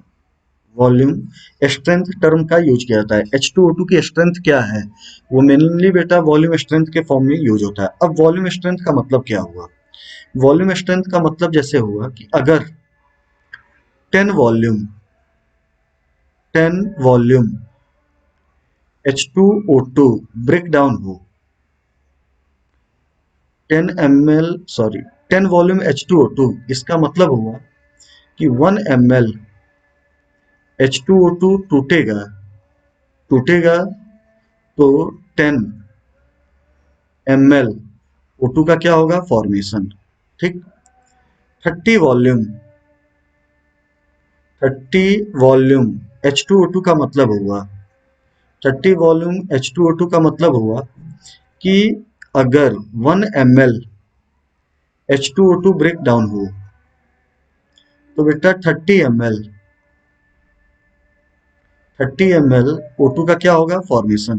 फिर से सुनिए, H2O2 की स्ट्रेंथ परसेंटेज स्ट्रेंथ के भी फॉर्म में होती है, वॉल्यूम स्ट्रेंथ के भी फॉर्म में होती है, लेकिन मेनली H2O2 की स्ट्रेंथ किस फॉर्म में डिनोट किया जाता है, वॉल्यूम स्ट्रेंथ के फॉर्म में। अब कोई भी आपसे कहे कि 10 वॉल्यूम H2O2 का मतलब क्या होगा, तो आप कहिए कि 10 वॉल्यूम H2O2 का जो मतलब होता है वो ये होता है कि अगर 1 वॉल्यूम H2O2 टूटे तो बेटा 10 वॉल्यूम O2 का क्या हो, फॉर्मेशन हो या ऑक्सीजन गैस लिबरेट हो, या आप कहिए कि 1 ml H2O2 डिसोसिएट होगा तो 10 ml ऑक्सीजन गैस इवॉल्व होगी। कोई आपसे पूछे कि 10 वॉल्यूम H2O2 क्या होता है तो आप कहिए, 30 वॉल्यूम H2O2 क्या होता है तो आप कहिए कि 1 ml H2O2 टूटे तो 30 ml ऑक्सीजन गैस इवॉल्व हो, इसका मतलब हुआ कि H2O2 की वॉल्यूम स्ट्रेंथ क्या है, 30 वॉल्यूम।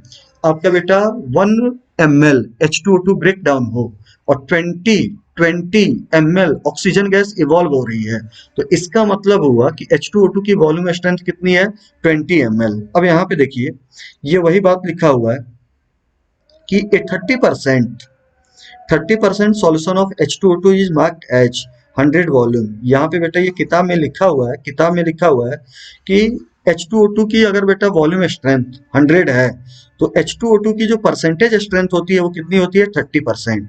ये लिखा हुआ है कि मार्केट में जो कमर्शियल H2O2 मिलता है अगर वो 3% है तो उसकी वॉल्यूम स्ट्रेंथ कितनी होगी, 10 वॉल्यूम होगी। आइए देखें अगले पेज पे ये क्या दिया हुआ है और कैसे दिया हुआ है, पूरी चीज समझिए। एग्जामिनर कह रहा है कि H2O2 H2O2 जो है H2O2 जो है H2O2 की 30 वॉल्यूम स्ट्रेंथ जो है, 30 वॉल्यूम जो स्ट्रेंथ है H2O2 की, जो बेटा 30 वॉल्यूम स्ट्रेंथ है, 30 वॉल्यूम स्ट्रेंथ नहीं, 100 वॉल्यूम जो स्ट्रेंथ है H2O2 की, 100 वॉल्यूम 100 वॉल्यूम 100 100 वॉल्यूम जो स्ट्रेंथ है वो 30% H2O2 स्ट्रेंथ के बराबर है। H2O2 की 100 वॉल्यूम स्ट्रेंथ और 30% स्ट्रेंथ दोनों इक्विवेलेंट होता है। एग्जामिनर कह रहा है, दूसरा पॉइंट एक और देखिए, उन्होंने लिखा हुआ है कि 10 वॉल्यूम और 3% H2O2 दोनों बराबर होता है। यहाँ पे बेटा दूसरा पॉइंट है कि 10 वॉल्यूम इक्विवेलेंट होता है 3% के बराबर। दूसरा बेटा पॉइंट लिखा हुआ है कि 100 वॉल्यूम H2O2 जो है वो इक्विवेलेंट होता है 30% के बराबर। देख लीजिए कैसे होता है, कहाँ से आता है। ठीक, ये बेटा ये जो है ये कहाँ से आता है, कैसे आता है। अब H2O2 की वॉल्यूम स्ट्रेंथ का मतलब आप समझ गए।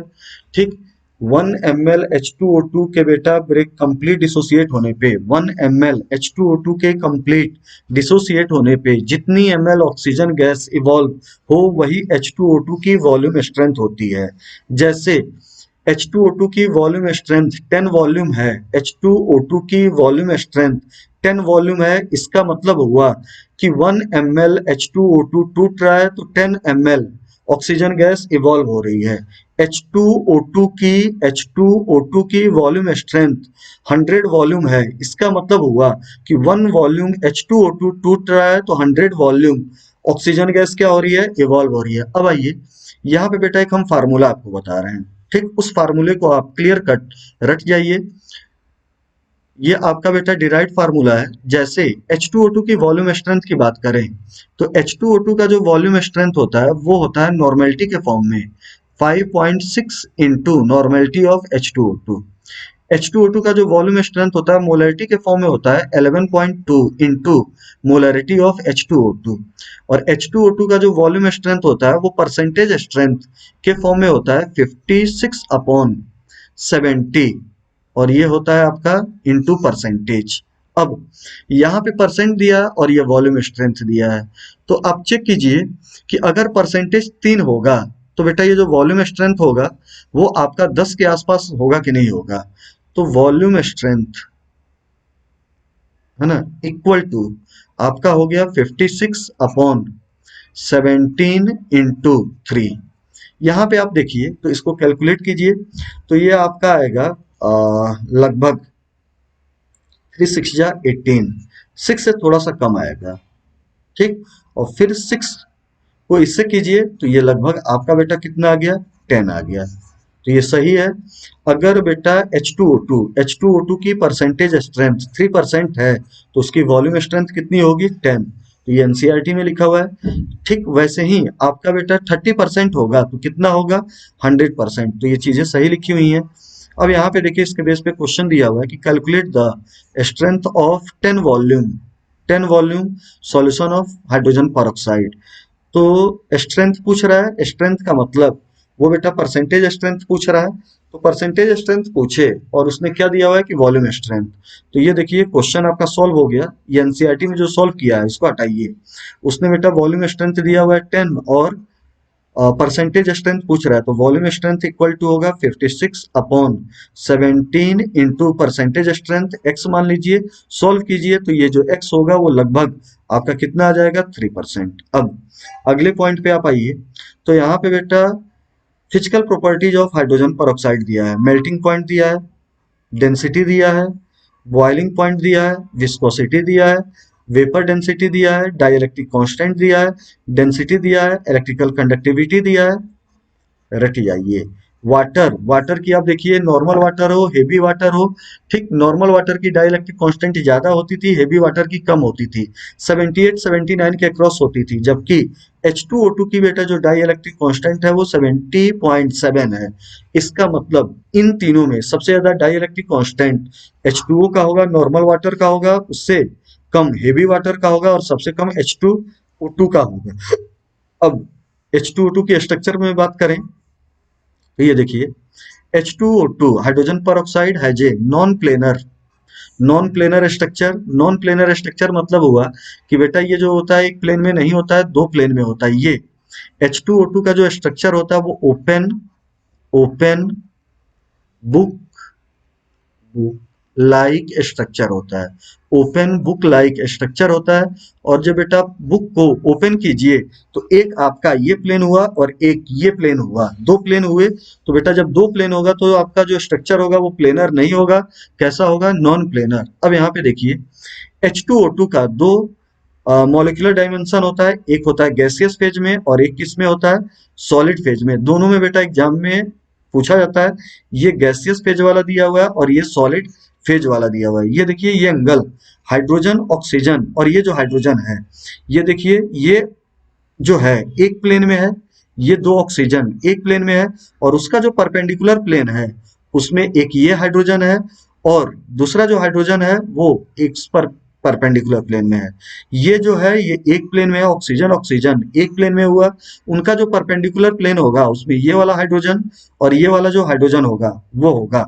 अब यहाँ पे बेटा एंगल की बात करो तो ये देखिए ये जो बाहर वाला एंगल है गैसियस फेज में 11.5 है, जबकि सॉलिड फेज में 90.2 है। और अंदर वाला angle internal hydrogen oxygen oxygen जो एंगल है वो 94.8 है और यहाँ पे 101.9 है। लेंथ की बात की जाए तो ये वाली जो लेंथ देखिए 147.5 पिकोमीटर है, ये 145.8 पिकोमीटर है, यहाँ पे बेटा ये 95.0 पिकोमीटर है और ये आपका क्या है 98.8 पिकोमीटर। तो ये जितने भी आपके एंगल दिए हुए हैं डायरेक्ट डाटा नहीं पूछेगा, मैग्नीट्यूड नहीं पूछेगा, पूछेगा कि ये वाला एंगल गैसियस फेज में एंगल, सॉलिड फेज में एंगल, अंदर वाला एंगल, बाहर वाला angle, bond length, oxygen oxygen bond length, hydrogen hydrogen bond length किस फेज में कम होती है और किस फेज में ज्यादा होती है। कोई लिक्विड फेज नहीं, केवल और केवल गैसियस और सॉलिड। तो ढंग से बेटा ये आप क्लियर करके रख जाइएगा कि क्या होता है कैसे होता है। अब केमिकल प्रॉपर्टी की बात करें तो यहाँ पे है कि it act as oxidising as well as reducing agent in both acidic and alkaline medium. Simple reactions are described below. H2O2 H2O2 में देखिए H2O2 H2O2 में बेटा हाइड्रोजन का सॉरी ऑक्सीजन जो है वो -1 ऑक्सीडेशन स्टेट में है। और आप जानते हो कि ऑक्सीजन जो होता है वो -2 में होता है और +2 में होता है। ऑक्सीजन मिनिमम बेटा -2 होता है, मैक्सिमम आपका +2 होता है। और -1 जो हुआ वो -2 और +2 के बीच में हुआ। और किसी भी कंपाउंड में सेंट्रल एलिमेंट का ऑक्सीडेशन नंबर हाईएस्ट और लोएस्ट के बीच में हो तो वो कंपाउंड ऑक्सीडाइजिंग एजेंट भी होता है और रिड्यूसिंग एजेंट भी होता है। तो वही चीज यहाँ पे लिखी हुई है कि H2O2 ऑक्सीडाइजिंग एजेंट भी होगा, रिड्यूसिंग एजेंट भी होगा, एसिडिक मीडियम में भी होगा और एल्कलाइन बेसिक मीडियम में भी होगा। अब oxidising action of acidic medium, तो ये देखो ferrous acidic medium H plus H2O2 के साथ रिएक्शन कर रहा है तो फेरिक में चेंज हो रहा है, प्लस वाटर का क्या कर रहा है, फॉर्मेशन।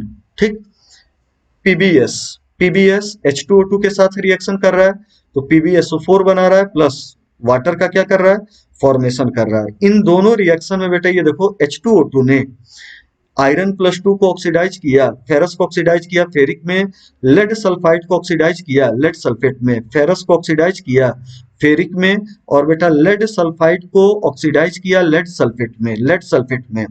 अच्छा एक चीज और देखिए, डायरेक्ट आपको एग्जाम में पहचानना हो कि किस रिएक्शन में H2O2 ऑक्सीडाइजिंग एजेंट होता है और किस रिएक्शन में रिड्यूसिंग एजेंट होता है।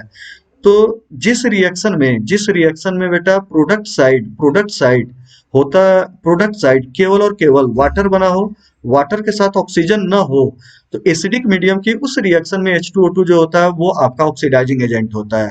और एसिडिक मीडियम की वो रिएक्शन जिसमें प्रोडक्ट साइड वाटर भी हो ऑक्सीजन भी हो, वाटर भी हो ऑक्सीजन भी हो, उस रिएक्शन में H2O2 ऑक्सीडाइजिंग एजेंट नहीं होता है, क्या होता है, रिड्यूसिंग एजेंट। तो ये देखिए KMnO4 एसिडिक मीडियम H2O2, तो KMnO4 जो है वो बेटा +7 से +2 में आया, मतलब रिड्यूस हुआ है। HOCl HO माइनस और Cl प्लस होता है, ये आपका चेंज हुआ है Cl माइनस में, मतलब इस रिएक्शन में ये क्या हो गया, रिड्यूसिंग एजेंट। अच्छा एक चीज देखिए, यहाँ पे लेड सल्फाइड, इसमें बेटा लेड सल्फाइड पीबीएस है, और पीबीएस में बेटा S-2 होता है और ये लेड +2 होता है। ठीक, अब ये ऑक्सीडाइज हो रहा है लेड सल्फेट में।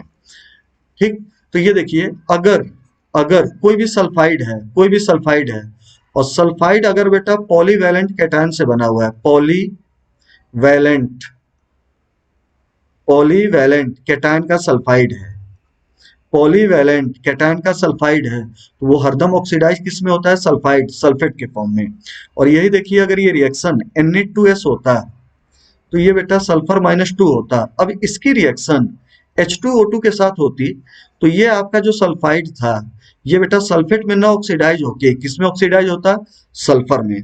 तो ये आप ध्यान दीजिएगा, अगर कोई भी सल्फाइड पॉलीवैलेंट कैटायन से बना हुआ है तो सल्फाइड सल्फेट में ऑक्सीडाइज होता है, और बेटा मोनोवैलेंट कैटायन का सल्फाइड है तो वो सल्फेट में नहीं ऑक्सीडाइज होता है, किस में ऑक्सीडाइज होता है, सल्फर में।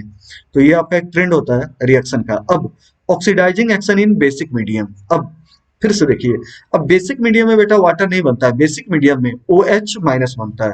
तो ये आपका फेरस हुआ, ये H2O2 हुआ। ठीक, अब यहाँ पे देखिए फेरिक बन रहा है और ये OH- बन रहा है ना।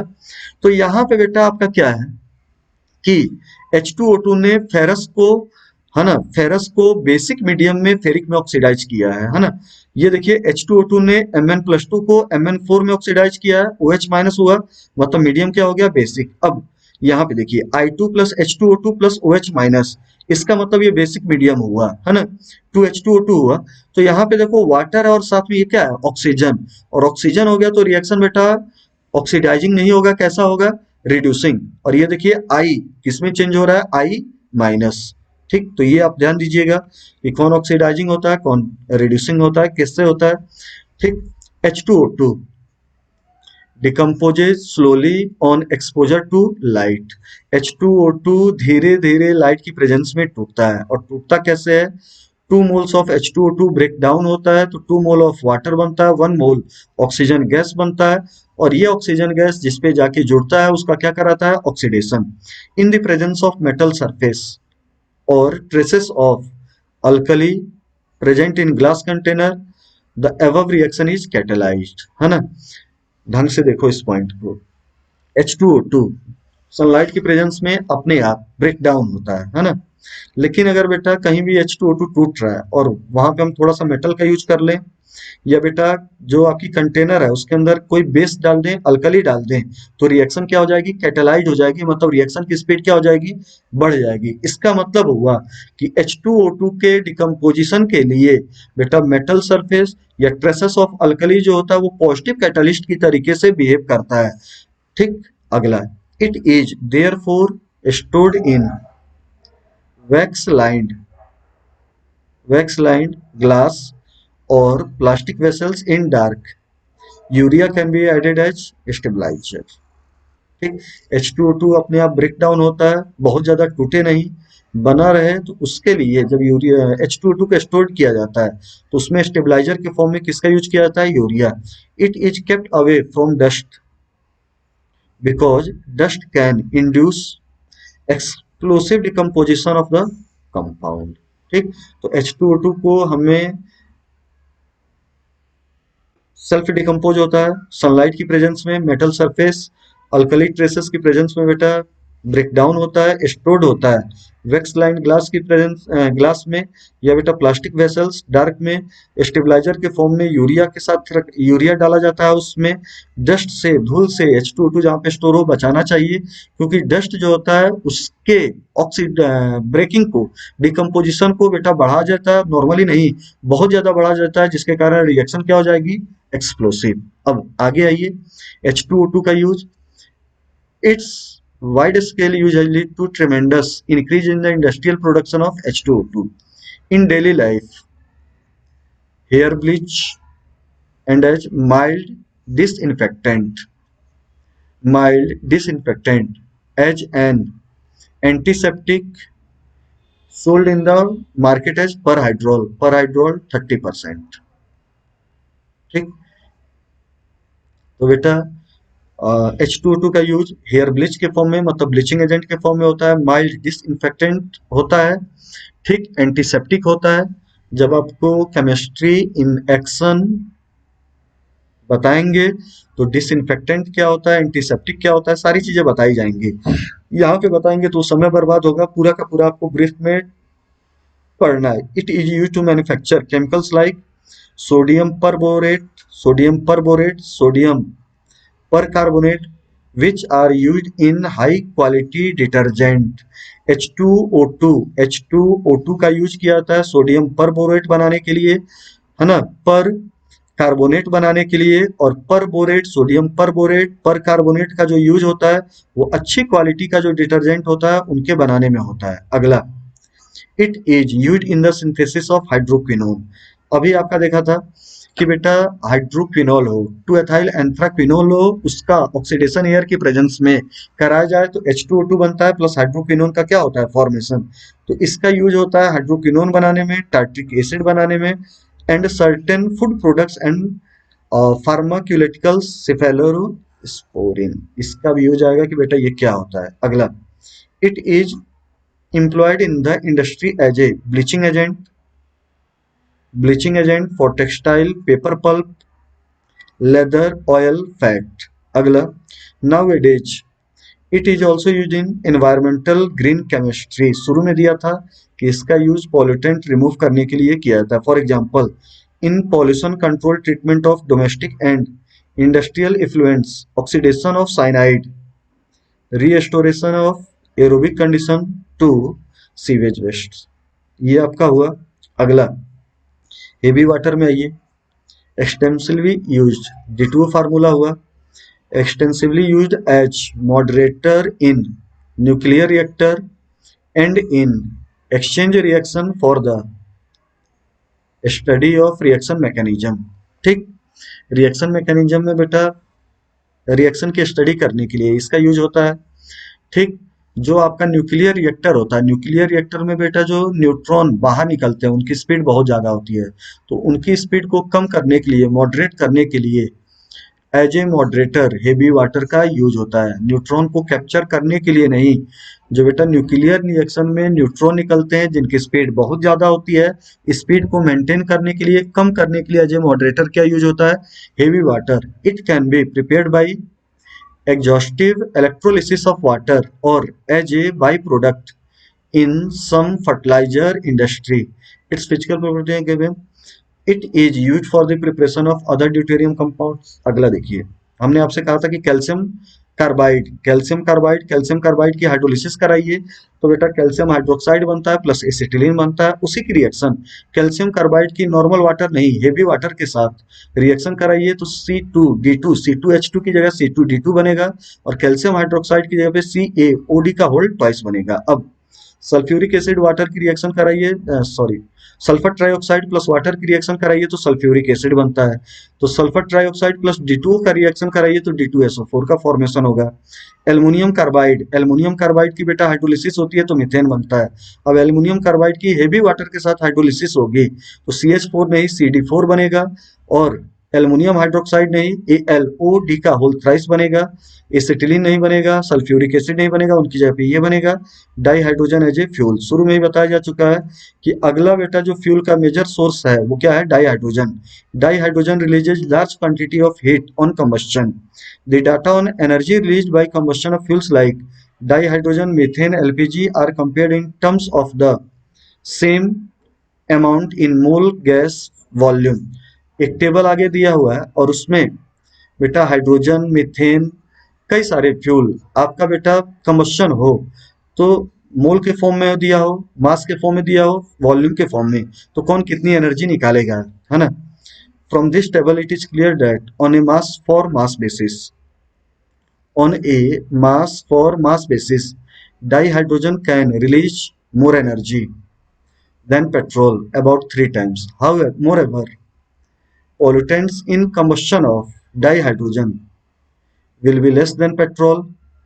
The only pollutants will be oxides of nitrogen due to presence of dinitrogen as impurity with dihydrogen. Of course, this can be minimized by injecting a small amount of water into the cylinder to lower the temperature, ठीक, so that reaction between dinitrogen and dioxygen may not takes place। ये point है पूरा का पूरा important. अब ढंग से देखिए, अभी तक ये बात लिखा हुआ है कि अगर भाई हम मास के बेस पे कंपेयर करें तो बेटा पेट्रोल के कंपैरिजन में जो डाई हाइड्रोजन होता है, पर यूनिट पेट्रोल जले और पर यूनिट हाइड्रोजन का कंबशन हो, मतलब दोनों का पर यूनिट मास में कंबशन हो, तो बेटा हाइड्रोजन ज़्यादा एनर्जी लिबरेट करता है, पेट्रोल कम करता है एनर्जी लिबरेट, 3 टाइम्स कम करता है, ठीक। दूसरा, पेट्रोल जब भी जलेगा तो बेटा वो पॉल्यूटेंट क्रिएट करेगा, लेकिन डाई हाइड्रोजन पॉल्यूशन क्रिएट नहीं करेगा। डाई हाइड्रोजन फ्यूल की तरीके से यूज हो तो केवल एक जो पॉल्यूटेंट हो सकता है वो हो सकता है ऑक्साइड्स ऑफ नाइट्रोजन, क्योंकि जहां भी बेटा H2 होता है तो साथ में क्या होता है, N2 होता है। अब हमें इसको भी मिनिमाइज करना है, तो क्या करना है कि जहां पे बेटा H2O2 हो, है ना, H2O2 है, सॉरी H2O2 कह रहे हैं, जहाँ पे डाई हाइड्रोजन है वहां पे बेटा हम जो भी आपका रखा गया है सिलेंडर में डाई हाइड्रोजन H2, उसमें हम क्या कर दें कि स्मॉल अमाउंट ऑफ वाटर को पास कर दें, तो वाटर क्या करेगा कि टेम्परेचर को क्या कर देगा, कम कर देगा, और टेम्परेचर को कम कर देगा तो H2 और N2 में रिएक्शन नहीं, सॉरी, टेम्परेचर को कम कर देगा, और टेम्परेचर को कम कर देगा तो N2 और O2 में रिएक्शन नहीं होगी, और रिएक्शन नहीं होगी तो नाइट्रोजन ऑक्साइड का जो पॉल्यूटेंट होता है वो क्रिएट नहीं हो पाएगा, मतलब बन नहीं पाएगा। However the mass of the containers in which dihydrogen will be kept must be taken into consideration. A cylinder of compressed dihydrogen weighs about 30 times as much as a tank of petrol containing the same amount of energy, ठीक। also dihydrogen gas is converted in liquid state by cooling to 20 Kelvin। जो बेटा di hydrogen gas होता है वो liquid में कितने temperature पे change होता है, 20 केल्विन पे। This would require expensive insulated tanks of metal alloy like titanium hydride, sodium nickel hydride, magnesium hydride.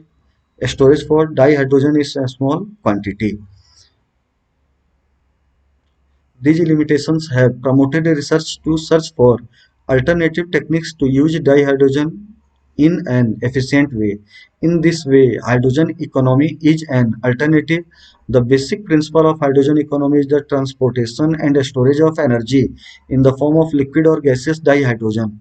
Advantage of dihydrogen economy is that energy is transmitted in the form of dihydrogen and not as electric power. It is for first time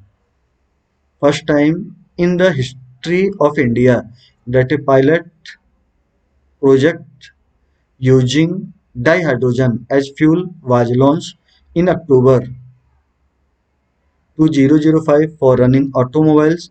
Initially, 5% dihydrogen has been mixed in CNG for use in four-wheeler vehicles. The percentage of dihydrogen would be gradually increased to reach the optimum level. Nowadays, it is also used in fuel cells for the generation of electric power. It is expected that economically viable and safe source of dihydrogen will be identified in the years to come for its storage as a common source of energy। यहाँ पे देखिए dihydrogen है gases state में, dihydrogen है liquid form में, LPG liquid petroleum gas है, methane gas है, octane है, पर मोल, पर ग्राम, पर लीटर। तो ये देखिए पर ग्राम के फॉर्म में, पर ग्राम के फॉर्म में देखिए सबका कंबस्शन हो रहा है, सबके 1-1 ग्राम का कंबस्शन हो रहा है, तो सबसे ज्यादा एनर्जी प्रोड्यूस कर रही है गैसियस डाइहाइड्रोजन, उससे कम लिक्विड डाइहाइड्रोजन, उससे कम मीथेन, उससे कम एलपीजी और सबसे कम ऑक्टेन। ठीक, तो इस टेबल को बेटा ढंग से देख लीजिएगा, पूरी की पूरी बेटा ये टॉपिक आपका हाइड्रोजन एनसीईआरटी एक एक लाइन आपका कंप्लीट हो गया। अगर कोई भी हो है ना, और उससे बेटा इस टॉपिक में थोड़ी बहुत भी दिक्कत हो तो आपका नंबर दिया गया होगा, उस नंबर पे आप बेटा मैसेज कीजिए, जो भी आपका डाउट्स होगा वो आपको क्लियर कर दिया जाएगा। ठीक, अगला जो लेक्चर होगा हाइड्रोजन, ये आपका 2 लेक्चर हुआ, 2 लेक्चर में पूरी की पूरी हाइड्रोजन कंप्लीट हो गई। मेरे अकॉर्डिंग नीट में बेटा इससे बाहर क्वेश्चन नहीं पूछा जाएगा। आपका जो नेक्स्ट लेक्चर होगा अभी वो भी हाइड्रोजन का होगा, लेकिन वो जो लेक्चर होगा उसमें हम केवल और केवल एमसीक्यू आपका जो हाइड्रोजन के बेस पे नीट में आए होंगे, एनसीईआरटी एग्जाम्पलर में दिए होंगे, और बेटा इस एनसीईआरटी की जो थ्योरी है उसके बेस पे जो बन सकता है वो आपको हम प्रोवाइड कर देंगे। तो अगला लेक्चर केवल और केवल क्वेश्चन बेस होगा, सारे क्वेश्चन हो गए तो आपकी ये पूरी की पूरी टॉपिक कंप्लीट हो जाएगी। आप क्लियर कट इतना जान जाइए कि आपको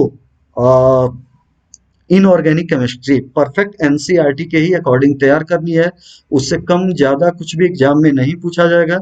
एग्जाम में आपका क्वेश्चन निकलेगा, एक एक निकलेगा, बहुत ज्यादा पढ़ने से या इससे कम पढ़ने से कोई भी आपका फायदा नहीं होने वाला है, तो उतना ही पढ़िए जो आपके काम का है। अगला लेक्चर जो होगा वो एमसीक्यू का होगा, तो जब आपका अगला लेक्चर हो उस समय तक आप कोशिश कीजिए कि ये जो आपका हाइड्रोजन हो उसको क्लियर कट समझिए, समझने के बाद रट जाइए, रटना भी जरूरी है। फिर उसके बाद अगला जो लेक्चर होगा वो आपका एस ब्लॉक का होगा, तो एस ब्लॉक शुरू करेंगे ऐसे ही, तो जितना लेक्चर लगे उतने लेक्चर में first day group second day group complete होगा, उसके बाद उसके एमसीक्यू के क्वेश्चन होंगे, टॉपिक आपकी कंप्लीट हो जाएगी। फिर पी ब्लॉक के बाद आपका डी ब्लॉक। ठीक, थैंक यू।